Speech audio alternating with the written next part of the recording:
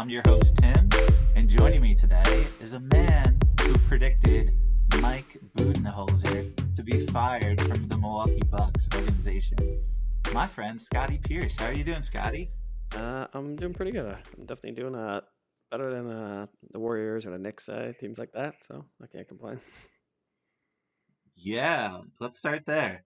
You pick. Warriors or Knicks? Who you most worried about? I mean, you took it as I'm worried for them or worried like for the opponent of a comeback here.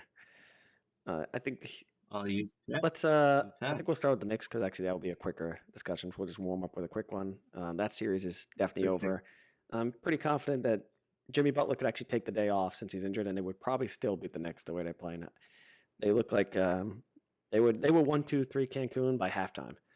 Like you could see, it's not just that they lost by I think it was 19, but like that game was it was ugly for the Knicks. You see, this plays if you watch it where they're just not even running back on defense. They're throwing up their hands, the fingers pointing. You have Randolph after the game saying they just wanted it more. It's the playoffs. Like that's the one thing you can't say to the media as a professional athlete is the other team wanted it more than I did.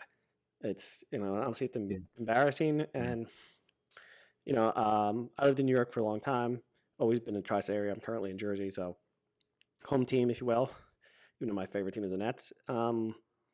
What's too bad is that this this performance has been so bad against the Heat that it almost erases how good they were against the Cavs. Like you have to actually stop yourself. Like I was like, hold on, wait. You know what? They Okay. were impressive against the Cavs. This should have been a season of like upbeat as a fan. You should have said, hey, we got out of the first round, first time in a while. We're making progress, but there's been such a bad performance.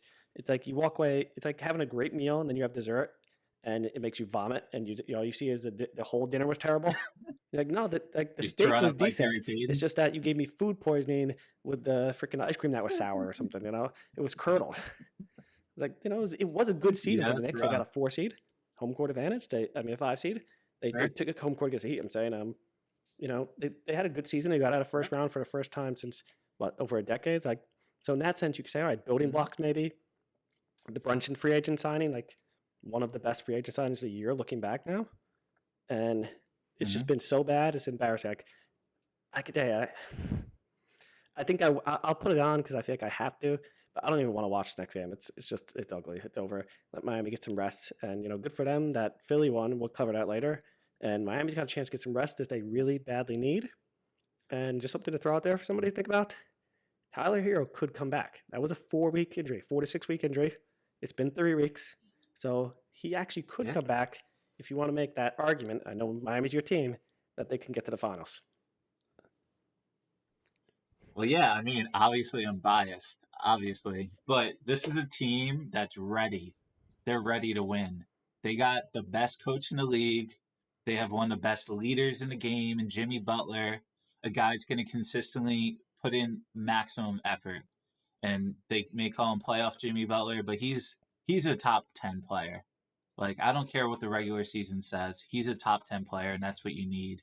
And this has been a playoff series of coaching. It's all about coaching. And Eric Spoelstra has proven time and time again why he was such a marvelous young talent that they trusted the franchise. Even though LeBron James came on board, they trusted this man to stay in. And even when LeBron's like, look, we just got embarrassed by the Mavs. We need a new coach. They're like, no, we're a good organization. We don't just fire our coaches just because of a one loss. Like we're gonna put in the work and we're gonna come back. And then they won back to back titles when the man was still a baby. And he's like, I don't know, what is he, 50 something? But he's got the opportunity to be one of the best coaches the NBA's ever seen. It's really exciting to see that. Jimmy Butler's never won a title. They didn't make it in the bubble. They lost late to the Celtics last year. They've been so close. And this regular season has diminished everybody's potential possibility of them making a run for it. But all you need is to play good in the playoffs. That's usually a football thing, like the New York Giants coming in Mm-hmm. and they win the title against the New England Patriots. Nobody has gives them any shot. This team is 17-0. It's like, no, you're going to be 17-1. You're going to lose because of our defensive line. And this team has 3 guys who weren't even drafted, but their coach, Eric Spoelstra, gives them confidence to play 20, 30 minutes a night. You have Caleb Martin, a grinder. Gabe Vincent, a lights out shooter. Duncan Robinson, the most overpaid 3-point shooter we've ever seen. He's not one of the undrafted guys, but just like a bunch of good role players. And then they got Jimmy Butler. And bam, one of the quietest, power forwards we have in the game. I have full faith in the team.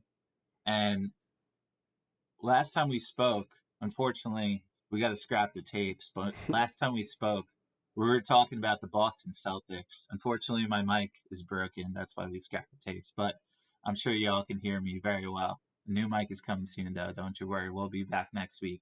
But we were talking about the Boston Celtics and how Las Vegas, good old moneymakers, had them at plus 110 to win the title 2 games ago. They were up 2-1. They were going in.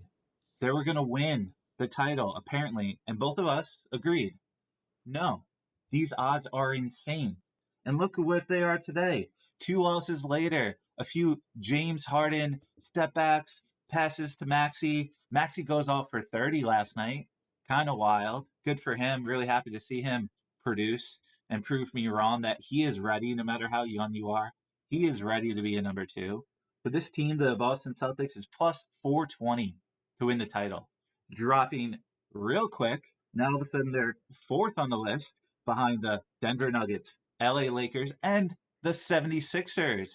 The 76ers having a resurgence of a week. How do you feel about the Sixers and the Celtics now that they're down 3-2? Well, I definitely got to eat crow on this one. Like, I don't feel like I could be any more wrong on this one on like multiple levels. The game, James Harden, everything.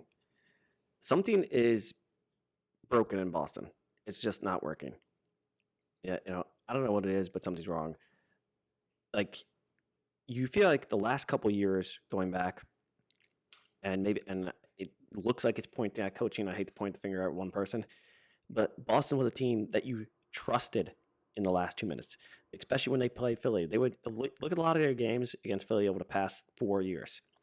Close games that Boston finishes from regular season to playoffs. And now it's the opposite. It's like they can blow them out.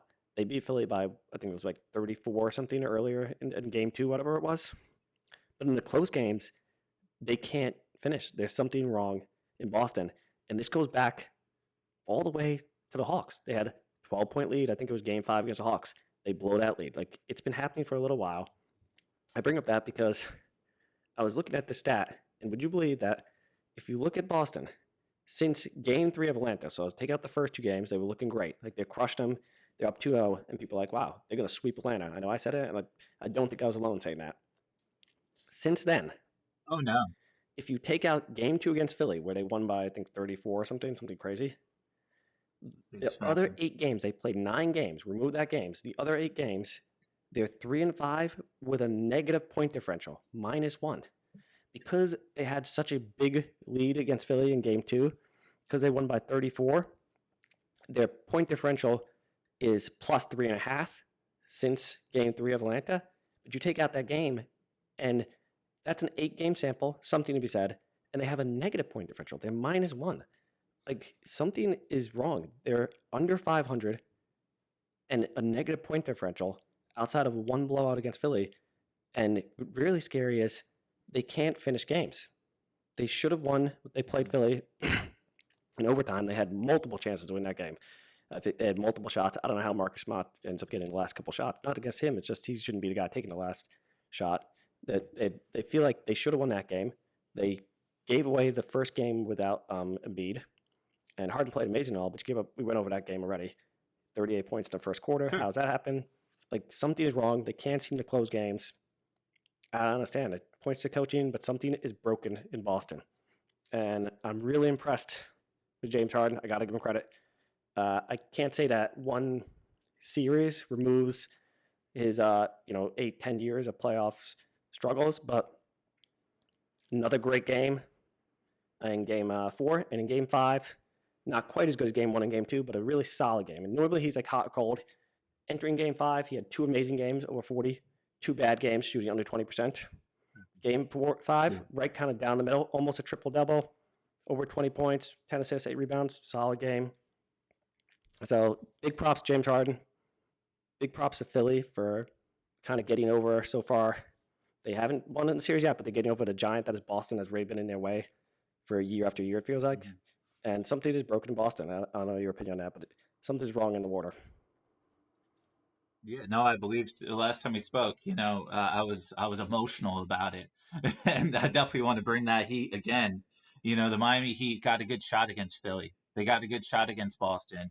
I'm ready for that match, and like the odds don't lie. The bottom two teams, well, three teams, the Warriors to win the title, the Warriors, Miami Heat, and the New York Knicks, plus 1,500 for the Warriors, plus 1,500 for the Miami Heat, and plus 8,500 for the Knicks. The only reason I'm sharing that is that gap. Everybody is like zero shot for the Yeah. Knicks. So I don't think it's a homer pick for me to say that series is done. They could win tonight. They could blow them out tonight. The reason I didn't believe in the Knicks was Julius Randle being your number one guy. He is not that. That's not the personality you need. You need a Marcus Smart personality, similar to what you were saying. Why is Marcus Smart the guy at the end of the games jacking up a three? Why? It's because he's the mentality. He has the vision. He knows he's going to hit it. He knows he's going to make it. Even though he's defensive player of the year guy, he still thinks, well, I could shoot. He was at Oklahoma State in college, and I was like, I really like this guy. He's a grinder. I think he'd be a nice like role player, and he's made a fantastic career out of himself. I didn't think he was going to be this, but also watching Jimmy Butler and Marquette, I thought he would be a similar kind of guy. I didn't think he was Jimmy motherfucking buckets. Like, and I don't think Marcus Smart's ever going to be that guy.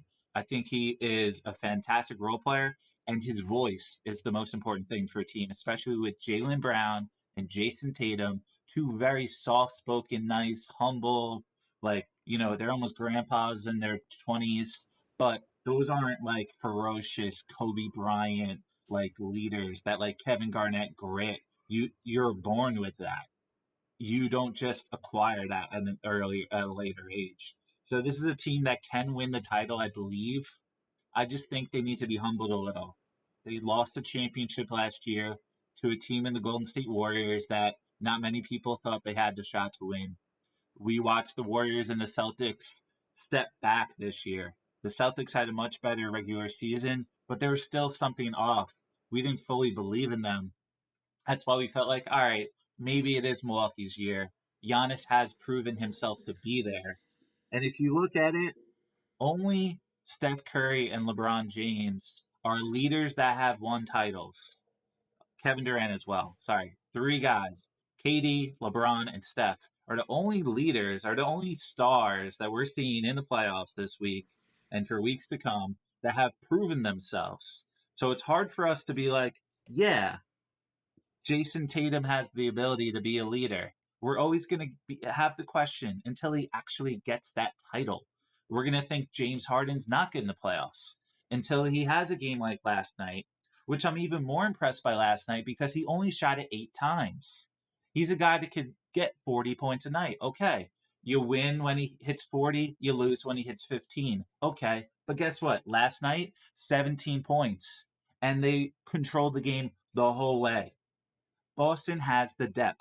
They have so many good players, almost too many good players, all the way down Peyton Pritchard, Robert Williams, Malcolm Brogdon, Grant Williams. These are elite role players, but they're not doing it because the coaching and the vision and the confidence isn't there. You see in their leadership. Joe Mazzulla maybe has the ability to become the guy, but first year, we can't kill him yet, but I know the media is going to come for him soon because we fire coaches as quick as they come in. You got Nick Nurse, won a title, fired. You got Mike Budenholzer, we opened up this podcast with, won the title. We still didn't believe in him, fired instantly. The first second he's got any opportunity to prove himself wrong. Coaches are so low on the run of success, but they should be utilized. I love the Miami Heat so much because they have a good quality organization. I'm like, I know this team is going to be successful eventually. They aren't looking to just like scramble and scrap and figure out a new GM. Pat Riley's been there, been the president of basketball operations for decades. Like this guy knows what he's doing. And they instill all the confidence in Eric Spoelstra and therefore the confidence in the players. Even though the NBA is a players league and guys like LeBron and KD and Kyrie can dictate where they're going, they're about building a culture and people can laugh at it all day, but I don't think any other organization, or at least I don't think many other organizations would be able to bring a team that was 24th in the NBA in offensive percentage and then boom, they have a good solid opportunity to make the title. If Eric Spoelstra can match up against Doc Rivers, like I I don't I don't think the odds are wrong. Like there's a reason why 2 games later, after 2 wins, the Philadelphia 76ers have launched themselves. They're now plus 290 to win the title. They're minus 1,000, plus 1,000 2 games ago. That is 3x. That's like, all right, you better put your bets in later because today is not the time to bet on the 76ers to win the title. I feel like as someone that looks at the odds, maybe I let the odds direct my opinions a little too much, but they're doing something. They're saying something. There's something about the odds. So, are there any last closing thoughts you have on the Eastern Conference as a whole? Knicks, Heat, 76ers, Bucks, Celtics, anybody you want to talk about? Well, I think this is I'll talk about the Sixers for a minute. This is big for them because it's like this is such a turning point. If they end up losing, if they lose 2 in a row, the hate is going to go toward Doc Rivers is going to be at the top of the list. RB, oh, loses another series we had a lead, not a 3-1 lead, but still as a series lead, seems to be in control, loses. Embiid becomes the most decorated player not to get out of second round. Like that's just fact. You look at the numbers, the MVPs, the All Oh Stars. yeah. It's not even close. If you look at players that haven't got out of second round, like forget to go to finals. He's already at the top 100%. Not even close. I think he's actually the only MVP to ever do that. And then you would have James Harden. I'm going to assume if they lost 2 games in a row, he's probably not going to play amazing in that scenario. So you're probably going to say, oh, and James Harden did James Harden stuff. Or you're going to start nitpicking and Yep. say, well, maybe it was because he was bad in game 2 or 3. So I feel like all 3 of them are at the top of the list of people that can really change their fortune. You mentioned how great Miami is and what they're doing to the coach. Spolster is amazing. I feel like Miami's already so overachieved. They don't have to really overachieve a lot more. And let's be honest, the Knicks are done. So Miami's already getting to the conference finals. If they lose in the conference finals, nobody's going to hang it against them. But Philly still has to Nope. get past Boston. And as much as we're ripping on Boston, they just went to the finals last year.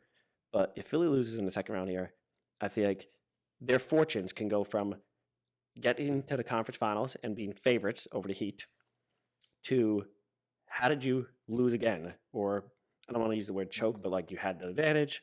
What happened? You have the No, MVP, it's a choke. Doc Rivers. So I That's feel a like choke. they have so much on the line that I'm rooting for them. Honestly, I don't even know I picked Boston. I'm rooting for them. I want to see. I want good players to succeed. I want to see a great all timer. I want to see Embiid MVP get to the next level. So I'm rooting for them because I don't want to see their record be tarnished with oh damn they couldn't get out of second round again. Yeah. 76ers only have 2 titles. They won in 1983 and 67, I think, something like that. The Boston Celtics, of course, have, A lot. you know, a lot, a lot of titles. Was it 16 or something like that? And having that resurgence, Embiid could have a miraculous year, winning MVP for the first time. Him and Harden maybe like play for a few more years together. Are they really gonna like want to destroy that? Maxi's so young. Like this team's gonna be dangerous if they win the title and come back next year. And Embiid could like kind of be healthy. Maybe to get a better backup big. Like it's so funny that like Jalen McDaniels isn't even playing. Here's a guy that most people probably don't even think about, but his defense is really impressive. And Boston has strategically maneuvered where Doc Rivers is like, I'm not even going to play this guy. I thought Boston had a good shot of winning because they were going to be able to like force Harden to do things he doesn't want to do and therefore get Embiid uncomfortable. But I feel like Harden's just got them on a string. Even when they're funneling him to his left side, his weak side, he's still making it work. And PJ Tucker, even though he doesn't like attempt many shots, he's still a veteran presence. That Marcus Smart personality. You need that. I think they're not really deep enough. It's hard for me to really like have faith in that depth, but their top four is pretty solid. Tobias Harris is sort of that like we've talked about many times. He's a guy that like I watch and like, oh yeah, he's playing cool. Like he's not exciting. I don't know if I really have full faith in them to beat the Miami Heat. I'll pick the Miami Heat, even trying to strip every little ounce of bias away from me. I still think the Heat just are set up better. Jimmy Butler has an opportunity to be better in a series than Embiid. Embiid's obviously fragile, dealing with a knee injury. It's really tough. So I'm definitely going to pick the Miami Heat to make it to the finals again. Like that's insane. But I'm excited to see where we are next week. But as we just spoke about, the Celtics odds flipped tremendously 2 games later. It could do the same if they happen to, win this series. They're obviously set up to beat the Miami Heat. Not many people are going to pick them, but I truly have faith in this team. So let's switch to the Western Conference. We were talking about LeBron James, Kevin Durant, and Steph Curry, the only stars to actually win a title. And Jokic is the biggest star outside of that pool. I feel like Jokic is hungry for success. There's a reason why they are plus 290, sharing the title odd favorites with the 76ers. I know a couple of days ago, we were looking at the Suns like they're not really going to have a shot. And if I just break it down real simple, if Devin Booker hits 80% of his shots, they win. If he doesn't, they lose. He started game 4 off no, was it 5? Last time was Yeah, 5, 5. right? Yeah. Started game 5 off 4 for 4. I'm like, oh, this kid can't miss. And then he finishes the game 4 for 15. He had a little ankle injury potential situation, which got me a little nervous, but we've talked about it many times. DeAndre Ayton's not good enough to be the third guy. Chris Paul, injured or not, I don't think is enough to move their needle. They're not deep enough. They don't have a third guy. Even when, like, literally the only 2 games they won, KD and Booker both had a ton of assists and like 80 points combined. They are running the whole offense. You cannot rely on that to win 4 games in a series. That's not enough. I know LeBron James and Dwayne Wade did it. They were hamstring though. Like it was so hard for them to win that. Like people think it was like, oh, cake, yeah, you get the best 2 players, but you needed role players to succeed, and maybe it's going to be a Terrence Ross, to hit 4, 5, 6 threes to actually give them some sort of structure, something outside of this. Like you need 120 points to beat this team. I think there's a reason why the Suns like have plus 1100. Like their odds are pretty slim. Outside of the Warriors, Miami Heat, and the Knicks, like they're lowest, and they're lowest for a reason. They don't have enough depth. I know you've talked about it many times, but in their losses, Aiton literally scores 14 each time exactly. But his like 14 and 9, it's empty calories. It's a waste. How do you feel about this series as a whole? I mean, I feel very confident in Denver. Even though it's 3 games to 2, it feels like Denver's up 4 games to 1, if that was such a thing. Like they feel like they're in much bigger control. I know the last episode we did here, we were off on almost everything. The one thing we agreed on was Denver was going to win Game 5. Going back in the altitude, it was going to happen. You mentioned Booker opening up hot. First half, Phoenix is only down 3. Second half, they get blown out. They lose by 16. Is that a combination of Booker cooling off, and I think also the just fatigue because they're playing such a short, like 8-man roster here, so many minutes. Most of the starters are playing 40 minutes that they're just tiring out. They can't keep it up. Yeah, they got 2 wins where their stars are averaging over 80 points on like 60% shooting. In the Clipper wins, you go back to the Clippers first round. That was a worse team because Kawhi Yeah, went down. In their wins, it was a clear line. They had to score 65 plus points between Booker and Durant to win. This is a better team, so they need 80 points. And it's like 65 was hard enough. They were able to do it. But to get 80, that's so hard to do night in, night out. All it takes is one bad shooting performance.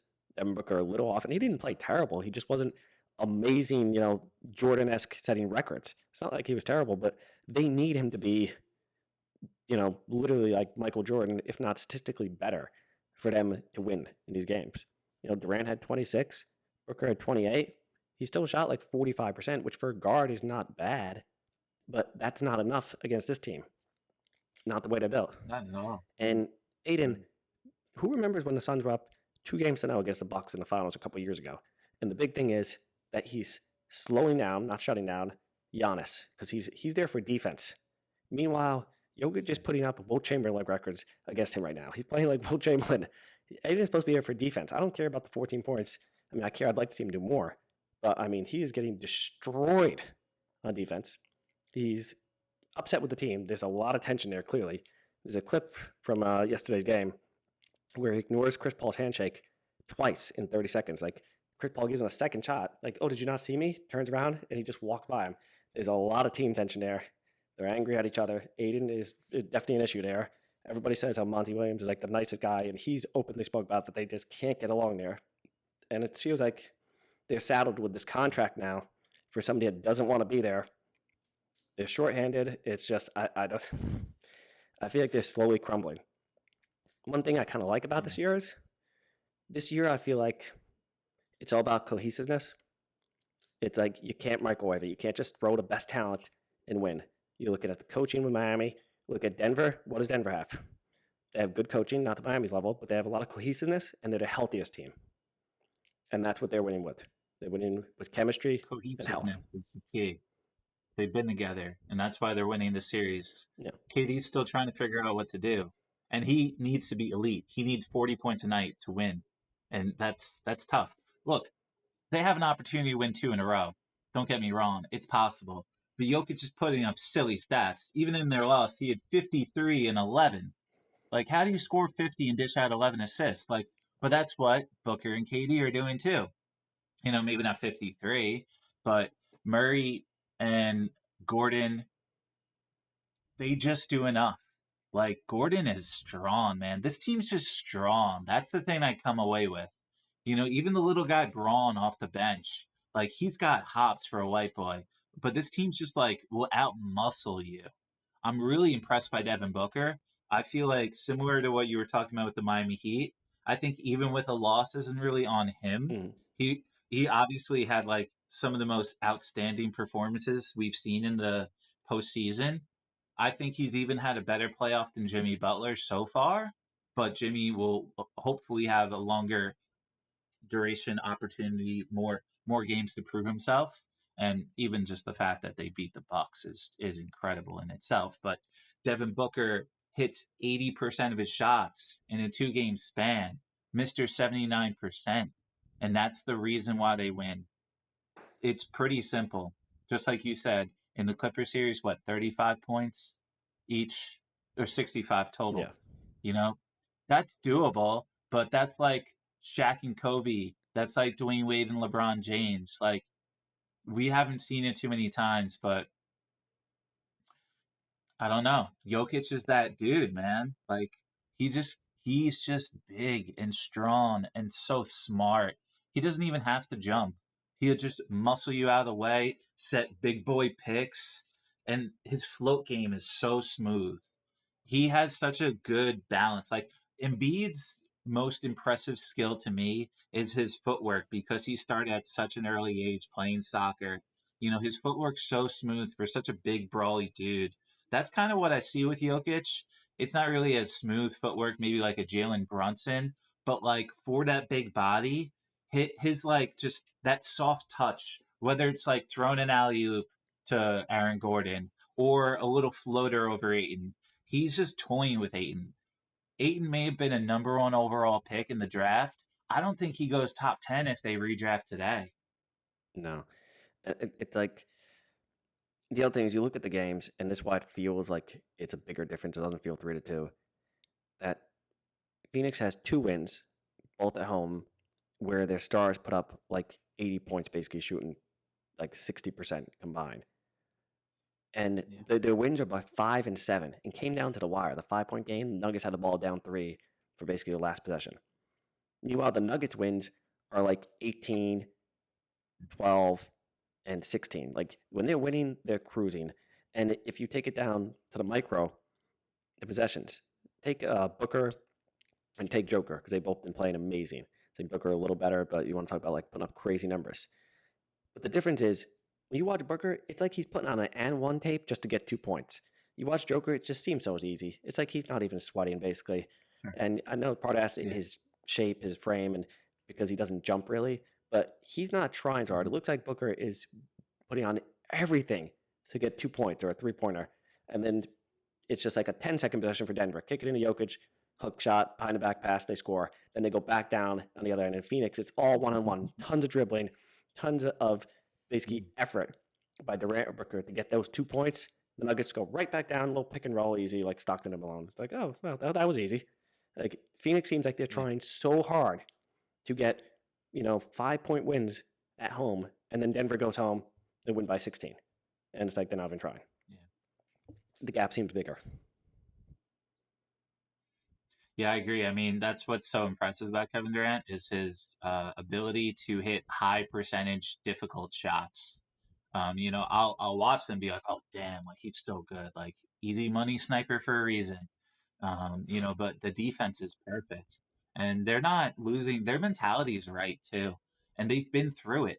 They've lost enough. It's not like this team came out of nowhere. Like they're the number one seed. They lost in the conference finals. They've gone through this. They've gone through the ringer, as they say.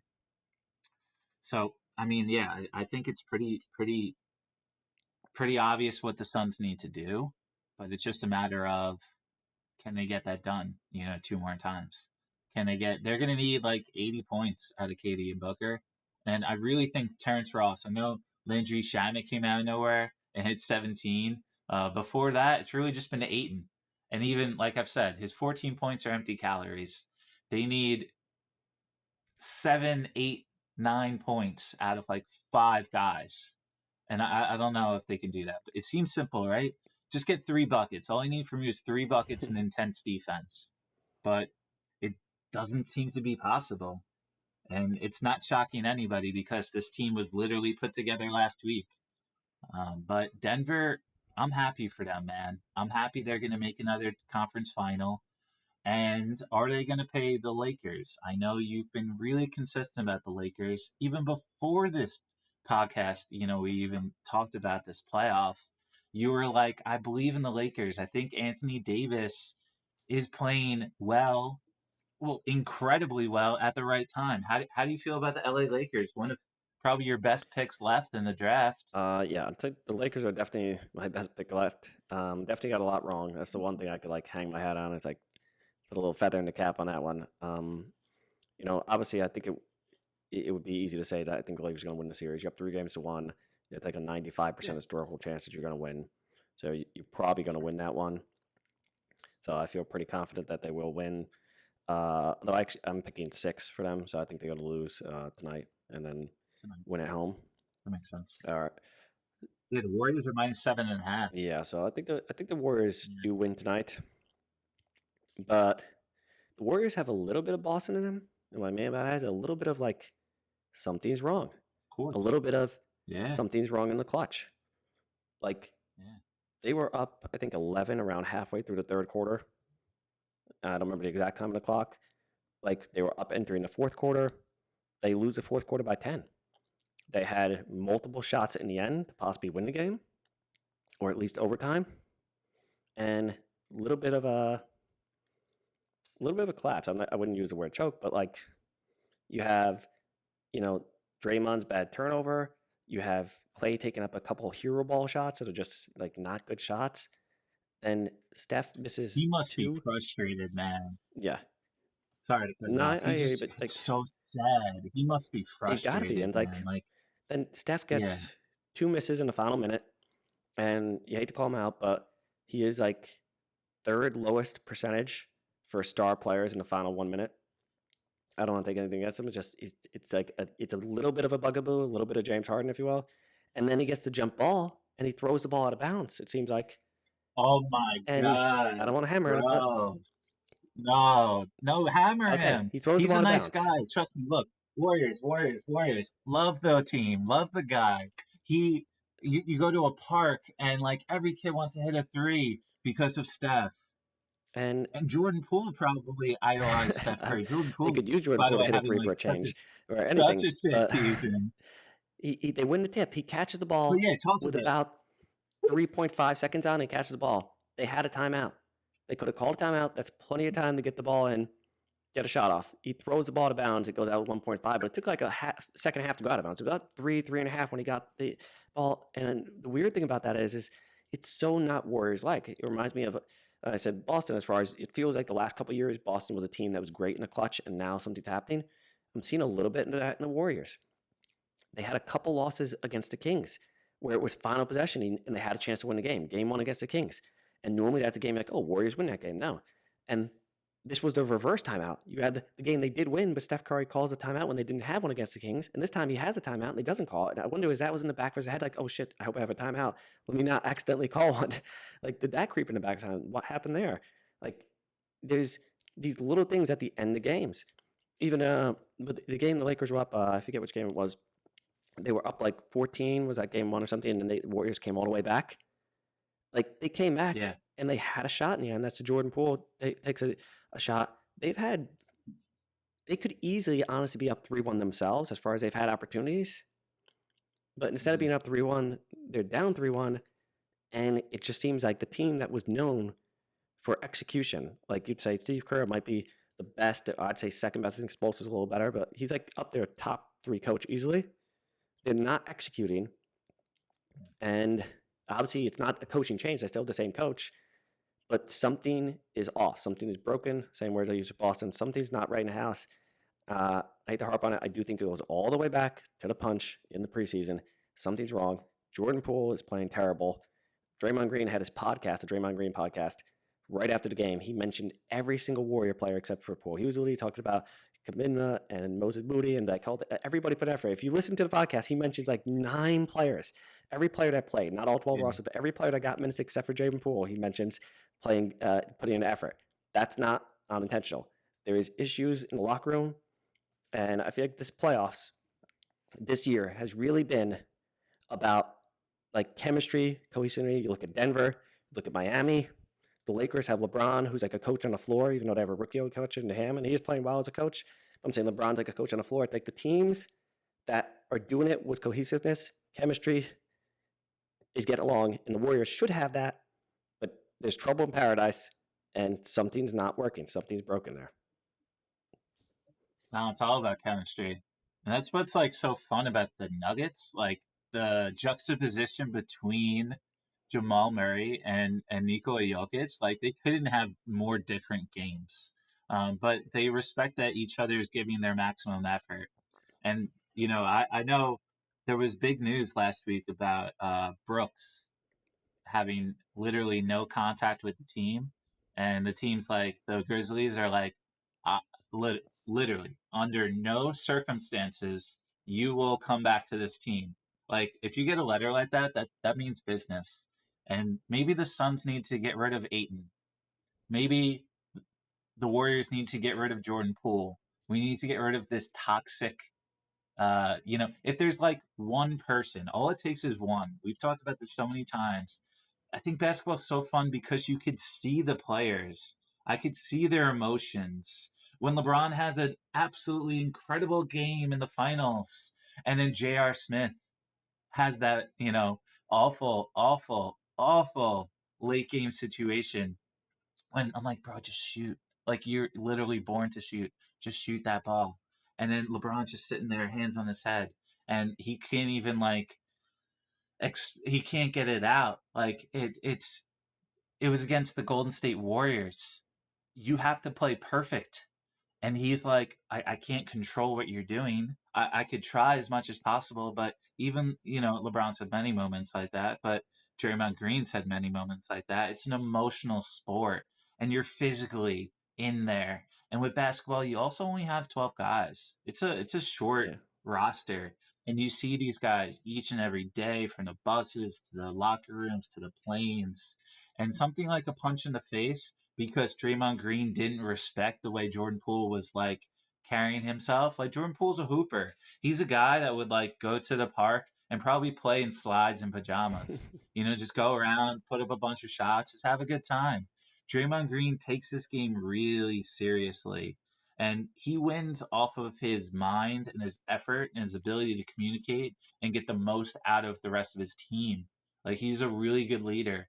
He's a guy that is paid accordingly too, which is rare. It's really rare for a guy that doesn't put up those points. Because if you really look at contracts in the NBA, it's about how many points do you get and just how many millions you're gonna get. It's pretty simple. But Draymond Green and the Golden State Warriors organization under Bob Myers, who unfortunately is going to leave, and who knows where he's going to go. Everybody's going to be knocking on his door and dropping in his DMs because we know Bob Myers knows how to build a good organization. And is this the demise of the Golden State Warriors? Is this the end of the dynasty? Does Clay leave? Like, you can't pay a guy like that max money. He's shooting in the losses 3 for 9 from three, 8 for 11 for three in the win, 3 for 9 for three in the loss, and 6 for 16 for three in the loss. They rely on his 3-point shooting ability, and they won titles because he was the best perimeter defender. They don't even have that guy right now. They're scrapping. They're trying to make Gary Payton the guy. Maybe he's too young. Maybe you can't have a Moses Moody, young core, still established, still here. Let's get rid of Wiseman. Because why? I don't know. Just maybe because the effort situation, like DeAndre Ayton. Like this team's been scrambling. For them to actually win the title last year was really impressive. Not many people gave them like the kudos to be like, yeah, they're going back to back. And we probably should have gave way more credit to Anthony Davis. But maybe, just like we're saying, because of injury history, we can't like put all of our money in. But now the Lakers are third in the title odds. They got a really solid chance to beat the Nuggets. Let's jump a week or two. Let's say by this time next week, we're going to be talking about the Lakers and the Nuggets. What do you think's going to happen at that point? What do you think is the like points of emphasis these coaches are going to talk about? Well, I think the Lakers should be second. One thing we said last week that was, I think, accurate, and we'll see, is and we said a lot inaccurate, is I do think the winner's coming out of the West. I think the winner of that series is going to win the championship. I really do. And I think it's a pretty good matchup for LA. I mean, we're going back a couple years now, I understand. And Jokic has seemed to getting better each year, even though he was won MVP several years ago, too. But the Lakers beat them in 5 games going back to the bubble year. And so I do feel like if anybody could slow down Jokic, where he's just been destroying Aiden, and it's Anthony Davis. He's been playing in the playoffs. His defense is like Bill Russell. He's having like 4.5 blocks. I think they said he has 14 more blocks than second place so far. If you're just talking playoff stats, he's not been just blocking shots. Also, he's like putting an 8-foot perimeter around the basket. Nobody's getting close. His defense has been amazing. So I think he can at least slow down Jokic. I don't know if anybody else can really. Like even Embiid, I don't think he can. And I think that gives the Lakers a good shot. And I think you got to give like they talk about championship pedigree. I think you got to give a little just edge to LeBron James. I know he hasn't been like LeBron James of the Cavs or even just LeBron a couple years ago. He's got an injured foot, but if he has anything left, that extra little gear, that extra 2% of gas in the tank, you have to think the closer he gets to the finals, that he's gonna basically hit that pedal, use the last of his strength.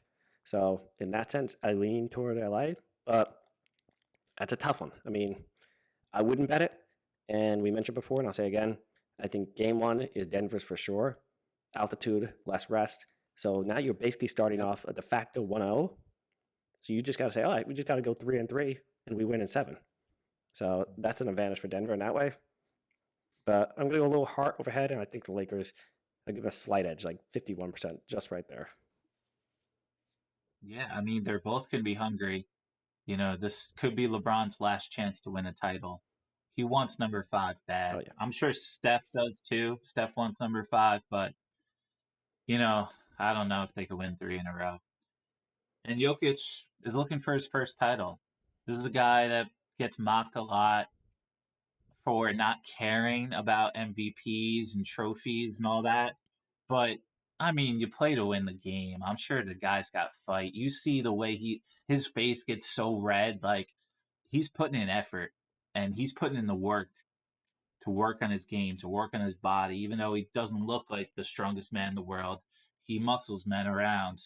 And Anthony Davis could be the greatest defender in the league.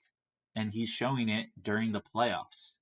If you look back to the regular season, all defensive teams, I think you had Triple J, right? Triple J from the Memphis yep, Grizzlies. You had two guys from the Bucks. You had Giannis and Drew Holiday. And the two other guys, somebody on the Bulls, Alex Caruso, they're all out of the playoffs. The playoffs are a different series. They're a different feel. Like certain guys are stepping up. One thing I want to give you a little homework for next week. I think we're gonna have 4 teams. We already have our team draft. Let's do the top players you want from those 4 teams. We'll have a draft. We'll go back and forth and we'll figure out if you're going to build a team to win the championship, who are the players you want? And we'll let the nerdy sports audience like, no, here's the guys you got to focus on. And each week after that, we'll reflect and see like, oh, Devin Booker, his stock has risen tremendously. For me, that's the guy so far. If we were to do it sort of, I guess, pre-playoffs, I would think Devin Booker probably had the biggest stock rise of all the players. Jimmy Butler, we're kind of like, yeah, I know what you're doing. I know the situation, but maybe it's LeBron, maybe it's Anthony Davis, maybe it's Jokic. I'm curious to see who you pick first, man. So get that homework for next week, and we'll be back here next week, Nerdy Sports audience. I appreciate you guys joining and listening in on our podcast today. You can find us on Google Podcast, Apple Podcasts, and Spotify. You can also find us on YouTube. I'm addicted to YouTube myself, man. So I hope you guys enjoy this and come back for some more.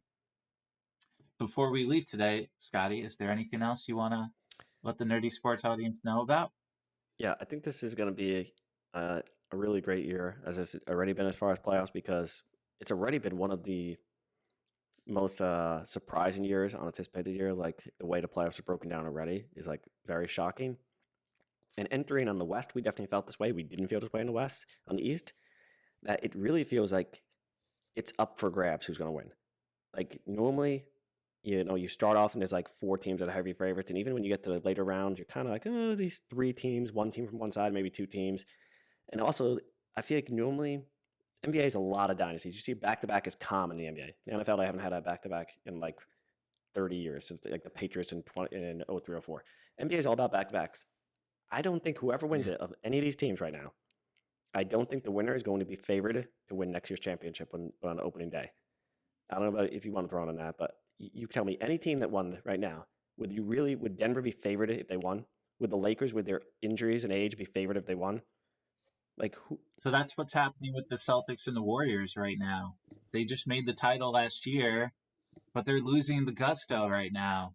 It takes a lot to go time in and time out. That's what, like, I think the most impressive thing about LeBron James's career, he made it a decade straight. He made it to the finals for a decade, every single year, and didn't matter where he went. Like, a lot of Michael Jordan's success was within that 8 year Yep. period. And even during that 8 year period, he took 2 years off.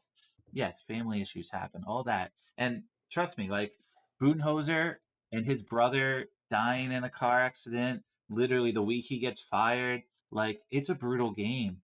Like we'll just yank it from you in no time. Like we say we care about this stuff, but then Draymond Green's son is sitting there in the stands while everybody in Boston is yelling, fuck you, Draymond, over and over and over. Like, there's a human compassion that needs to be understood. And I think a lot of people just look at these guys as almost like slaves, like, entertain me, please. And we talk Gladiators, about let's them for a call them. living, you know? Like, Right. yeah, it's a Up, real up, dark subject, up and down. but yeah, the back to back titles is what we're talking about. Yeah, I mean, and that's what LeBron's got to do it. Who cares what he does next year? As long as they win the title this year, people will be like, all right, here we go. Yeah. That's what we needed. I think NFL's biggest strength is parity. And this actually last year, Warriors was kind of shocked. Get 2 years in a row in the NBA where we feel like some more parity. I think it's good for the game. I like it. Oh, for sure. I mean, I love it. I love just seeing like, oh, what's the update? And literally, that's what was so fascinating. Last week, we were talking. It didn't get released, the uncut footage, but we were like, holy shit, how are the Celtics plus 110 to win the title? We don't believe in this. And guess what happened? They lost two in a row. Their odds dropped. 76ers way up in the rankings. All of a sudden, we're now like, wait, the Lakers should still probably be too. Why are the 76ers there? But it's fun to see. And I'm like, I also want to probably do a better job at like writing down my opinions before I see the stats and see the analysts like break down things and to see the odds change and know where I'm feeling because like I know the game of basketball and that's probably why I like talking about it the most because I grew up playing the game. I mean, I literally have a sprained ankle right now because I played too hard in a pickup game and I went for a rebound and I had that vision. I was like, all right, we're down by two. I go to the 3 point line, get that corner three, game, money. And that was in my mind instead of like, let me just make sure I don't get hurt. All the old guys just remind me, they're like, who cares about the game? Just make sure you're healthy. And now I'm like, all right, I get it. Maybe I'm one of the older guys now. I guess so. Here I am. But anyway, Scotty, I'm really looking forward to next week. And, I'm looking forward to seeing who you're going to draft. And we'll, of course, talk about the second round at that point. Um, but as always, Scotty, Keep it nerdy. keep it nerdy.